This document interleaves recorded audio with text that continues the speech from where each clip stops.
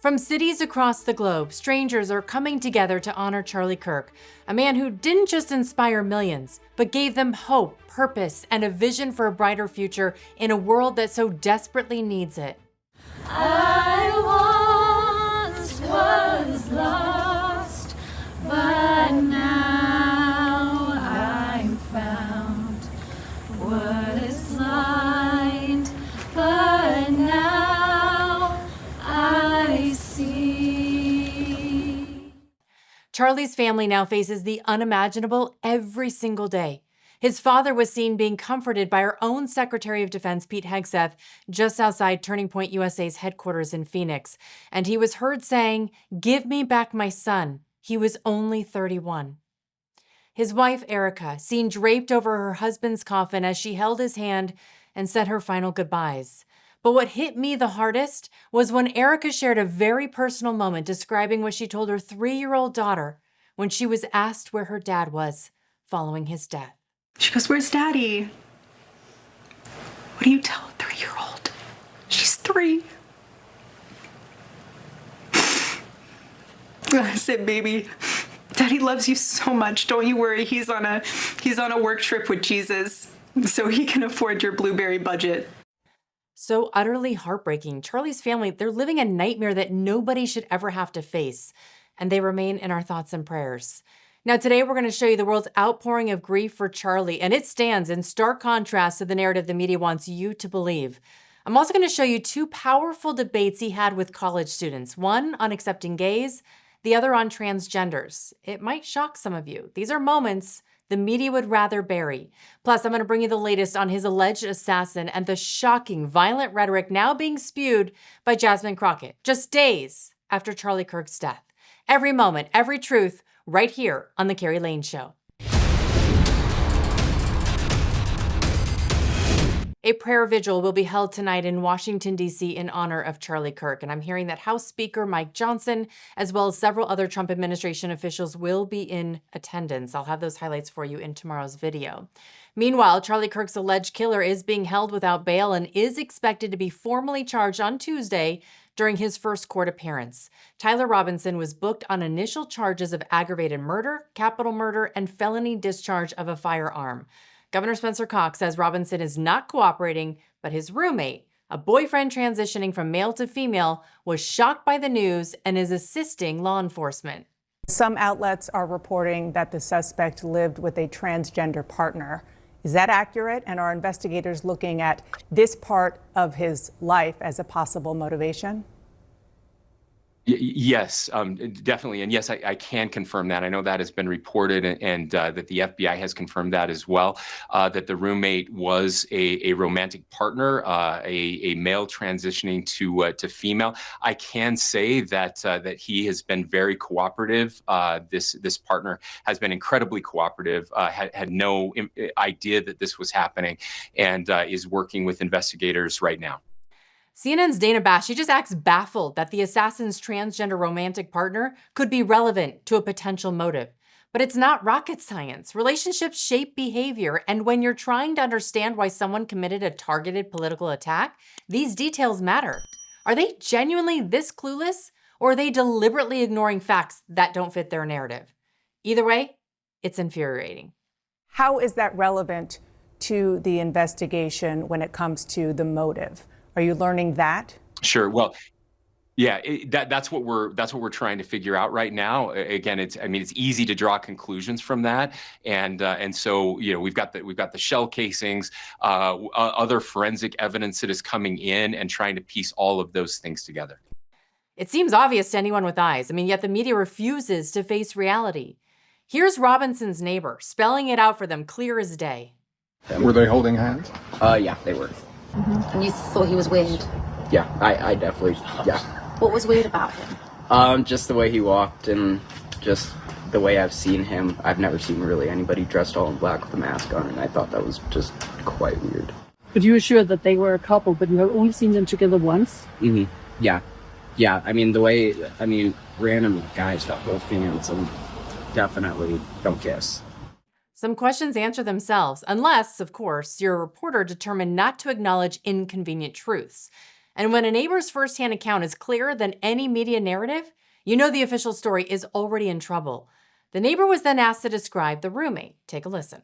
So he did have freckles on his face. For the haircut, he did have, it was a weird haircut, actually. It was kind of a mushroom-shaped one. Yeah, he was, I would say, he didn't come out much, but definitely a few other, like, just a little bit at a time. A question a lot of people are asking now is, could Robinson's roommate or romantic partner be held accountable? He clearly knew where Robinson's messages were. So could it be argued that he withheld crucial information instead of alerting authorities? Here's the tell, I would say, as to when we can understand that this roommate has gone from somebody who's cooperating and not going to be charged to somebody that they're looking at hard. If you hear that the roommate is lawyered up, because then you know, okay, this has become a little bit more of an adversarial relationship. Right now, as investigators, what you want to do is you want to keep this roommate right where they are now. You want them comfortable talking to you, not thinking that, okay, maybe I'm a suspect and maybe that person is not, because they're being entirely forthright. But one thing we should recognize, there are a number of ways here, particularly with the feds involved, that you can bring leverage on this roommate.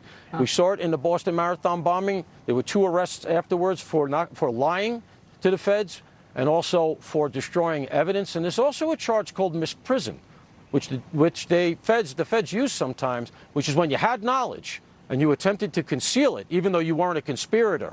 So they have leverage here. Right now, it looks like that person is cooperating. I have no reason to believe now that they're looking to charge the roommate. It'll be interesting to see where the investigation goes from here. We're supposed to learn a lot more information come Tuesday. Meantime, Robinson's co-workers are sharing what he was like to work with. Robinson was, quote, a little abnormal, didn't talk to anyone. He was a quiet dude, and he didn't like talking unless spoken to. He stays in the back, and I knew from word of mouth from coworkers that he was not fond of Trump or Charlie Kirk, obviously. Look at the pattern. Isolation, obsession, resentment. I mean, this was not random. It was calculated. And while the media continues to stumble over the obvious, the evidence points to someone who was primed to attack a political figure that he despised. Ignoring these connections doesn't erase them. It only keeps the public in the dark about the real danger.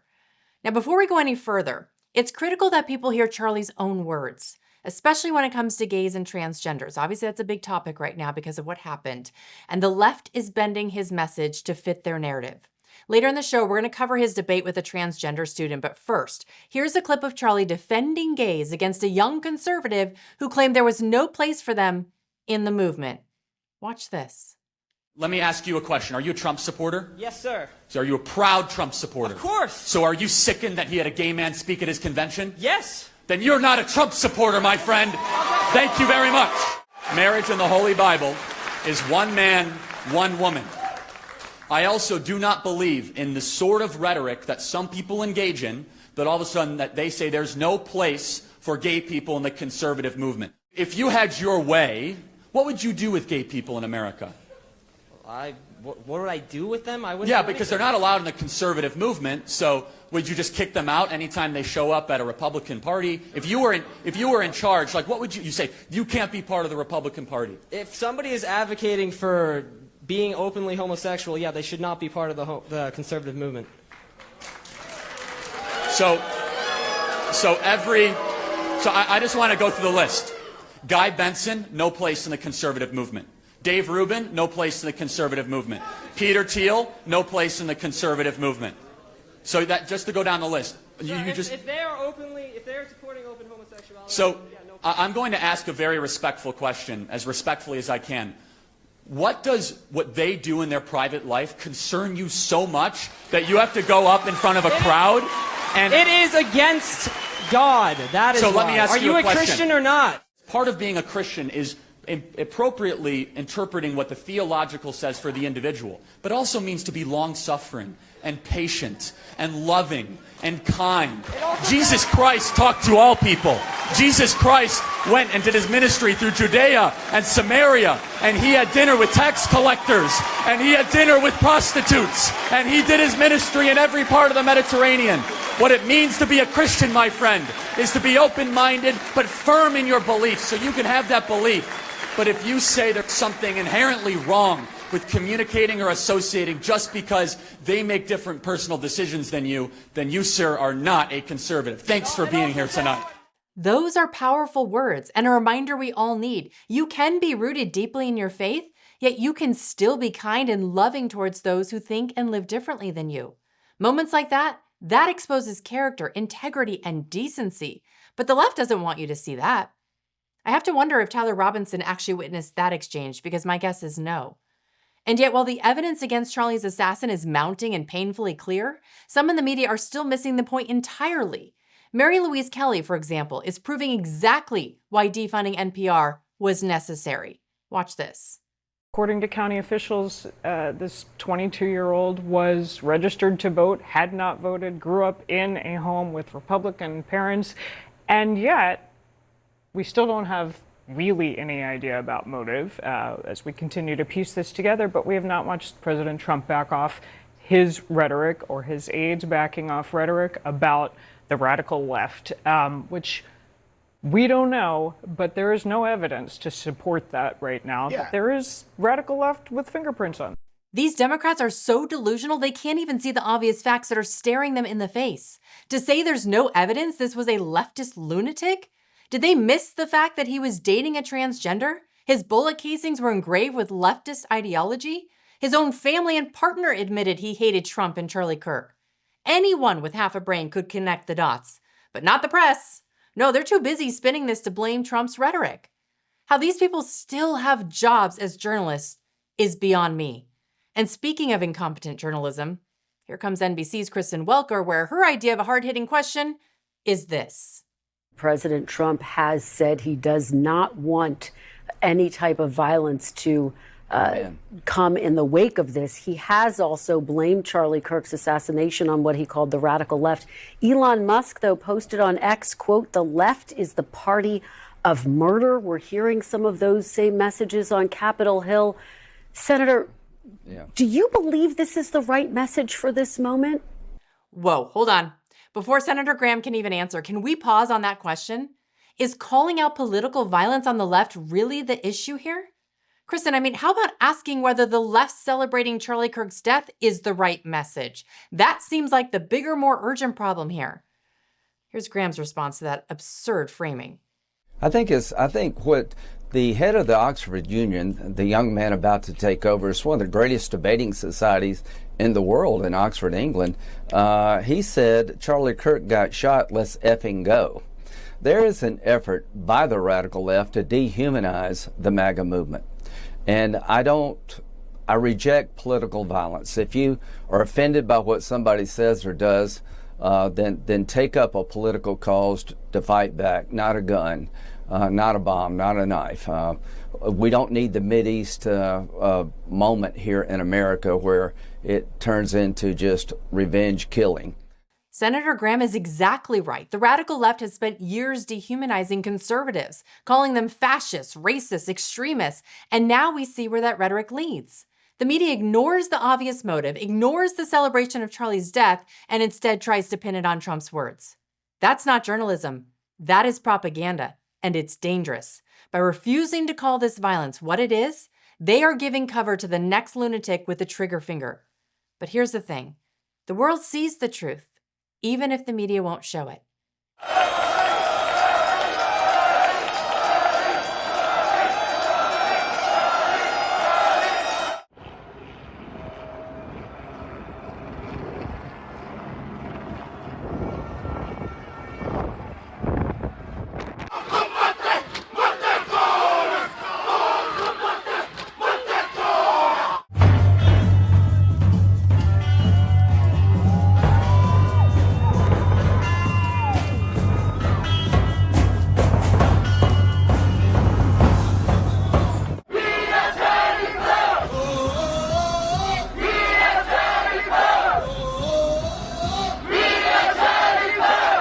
These images I saw over the weekend just gave me chills. The crowds pouring into the streets across the globe, it just proves what the media won't admit. Charlie Kirk's voice wasn't just American, it was global.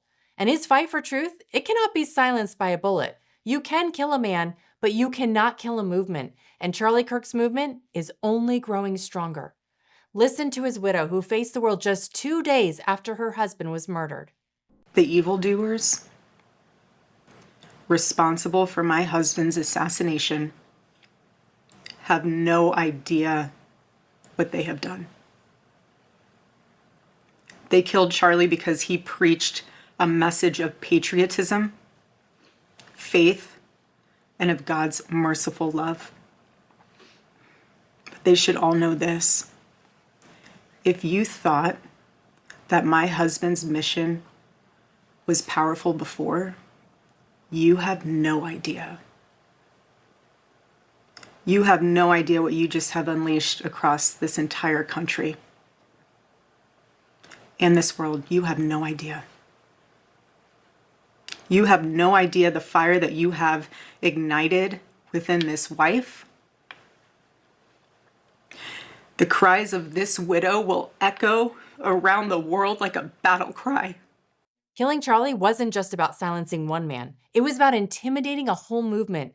But instead of fear, we're seeing resolve. Turning Point USA, get this, they report at least 18,000 new chapter requests since Charlie's death. That tells you everything. You can take out the man, but you can't stop the mission. Senator Graham, he puts it plainly, this senseless murder is about more than just one person. I see this as an attack on the political movement. I see this being different.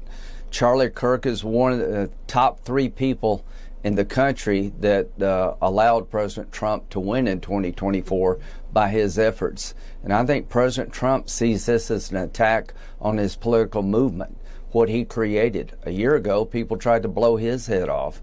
So this is not, for me, they all do it. This is unique and different. This is an attack on a movement by using violence. And that's the way most Republicans see this. I couldn't agree more. This was not just a lone act of madness. I mean, the deeper you look, the more it appears coordinated, political, and targeted at the MAGA movement itself. And now even the press is being forced to acknowledge what investigators are uncovering. Federal and state law enforcement officials are examining leftist groups in Utah to see whether they had knowledge of the alleged shooter's plans beforehand or if they lent material support afterwards. Axios reports one of these groups even deleted its social media profile after the shooting. Somebody might want to tell them that once it's on the internet, it never really disappears. Now, even some media outlets are now acknowledging the uncomfortable truth. The very issue Charlie was addressing, the rise in transgender-related violence, it's real, and it demands attention. I'm not saying these groups are responsible for all of it, but we have to consider the mental health and identity struggles that can precede violence. Here are some stark examples. Transgender shooter Audrey Hale murdered 6 people at Nashville's convent school in March of 2023, raving about hating America and targeting white children. Then just last month, Robin Westman, a transgender shooter, slaughtered 2 children and injured at least 21 others who were sitting in church before class. Alec McKinney was sentenced to life in prison after being found guilty of being part of a notorious 2019 mass shooting at a Colorado charter school. McKinney was born female and identifies male. Lastly, Snochia Mosley, a 26-year-old transgender male, killed 3 people and injured 3 others before killing himself during a 2018 shooting in Maryland at a Rite Aid warehouse. Charlie Kirk had a clear, direct message for transgenders, one rooted in honesty, respect, and responsibility. Watch. I just want to say I'm a transgender male. What age should kids be able to get things like hormone therapy? Because I don't know what's true, what's not. Tell me, are you comfortable telling me your story? I've known that since like 3rd grade, and I'm currently 19, almost 20. I've known basically since then. I didn't start going by like a different name until 7th and 8th grade. I just don't know, like, with the whole medical stuff, like what's true, what's not, what's helpful, because I've heard so many different opinions. First of all, thank you so much for that. Yeah, of course. So I'm going to have an opinion that very few people will ever tell you, which is I want you to be very cautious putting drugs into your system in the pursuit of changing your body. I instead encourage you to work on what's going on in your brain first. I think what you need first and foremost is just a diagnosis. Just someone that is going to listen to what you've gone through, listen to what else is going on. My prayer for you, and again, very few people will say this, I actually want to see you be comfortable in how you were born. Yeah. I know that you might not feel that way, but I think that is something that you can achieve. I think that with the right team and the right people, you don't have to wage war on your body. You can learn to love your body. He was fighting for those wrestling with confusion and inner struggles. I mean, his mission was simple, but it was profound: to help them see their worth, their beauty, and their uniqueness exactly as God made them, perfect in his eyes. Now, he also warned about a larger, more dangerous trend. Charlie Kirk had previously wrote on X, quote, "Assassination culture is spreading on the left. 48% of liberals say it would be at least somewhat justified to murder Elon Musk. 55% said the same about Donald Trump. In California, activists are naming ballot measures after Luigi Mangione. The left is being whipped into a violent frenzy. Any setback, whether losing an election or losing a court case, justifies a maximally violent response. This is the natural outgrowth of left-wing protest culture, tolerating violence and mayhem for years on end. The cowardice of local prosecutors and school officials have turned the left into a ticking time bomb." And Charlie became a casualty of that time bomb. But here's what makes it even more infuriating. Before he's even laid to rest, Jasmine Crockett goes on the air and spews rhetoric that fans the flames. Charlie would have called this out, and since he can't, I will. Listen. But as somebody who understands history, when I see ICE, I see slave patrols. Now, I never lived through the slave patrol period, but if you know the history of policing in this country, then you understand that they were born out of slave patrols. So now the Hitler and fascist comparisons aren't enough? They have to smear ICE as slave patrols? Jasmine, what do you expect leftist extremists to do with that information? Are you hoping they start eliminating slave patrols now? This rhetoric has to stop. It is reckless, and there must be accountability. In my opinion, this woman should be removed from Congress, and she should be removed immediately. Enough of her. My blood pressure is going up. In this next video, I just did it. It's on the weeks and hours leading up to Charlie Kirk's fatal shooting. It has all the details of what the shooter's friends and family are saying, and it has Kash Patel's final words to his dear friend Charlie. Go ahead, click on it now. Thanks for watching, and have a great rest of your day.